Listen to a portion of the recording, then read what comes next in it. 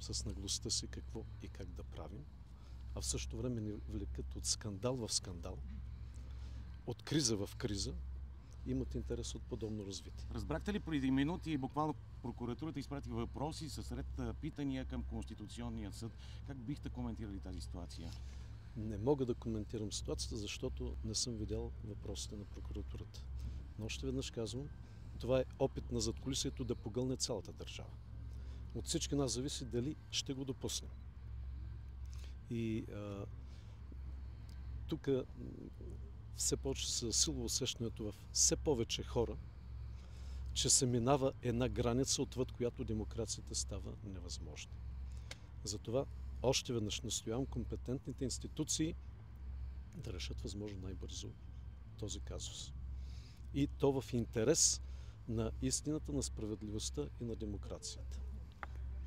И не само това, след като този случай приключи, трябва едно внимателно обмислене, внимателно без бързане на изборното законодателство, за да не се допускат избори като последните през октомври миналата година, които преминаха под сянката на купения и корпоративен вод, при множество нарушения и манипулации, от което в резултат се стигне до безпрецедентни искания за касиране на вода. Имаше искания за свикване на консултативния съвет. Ще го направите ли? Ако институциите, отговорните институции се провалят в своите задължения да разрешат този казус, може да стигнем и до свикване на консултативен съвет по национална сигурност. А може ли само да ни кажете за впечатленията си от посещението? Все пак сме на Ново село. Военнослужащите заслужават уважение. Какво видяхте, какво чухте? Доволен ли сте от това как работят съвместно, координацията помежду им? Повече от 2 години вече имаме многонационалната бойна група и мога да кажа, че всеки път, когато идвам тук, виждам една все по-добра координация, отлично взаимодействие.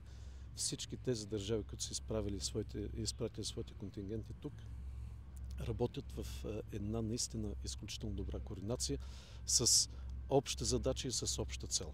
А то е да постигаме едно високо ниво на подготовка и на оперативна съвместимост. И мога да кажа, че съм изключително доволен от българският контингент, нашите военнослужащи на място, които вече вземат все по-важна роля в цялостната организация на тази подготовка.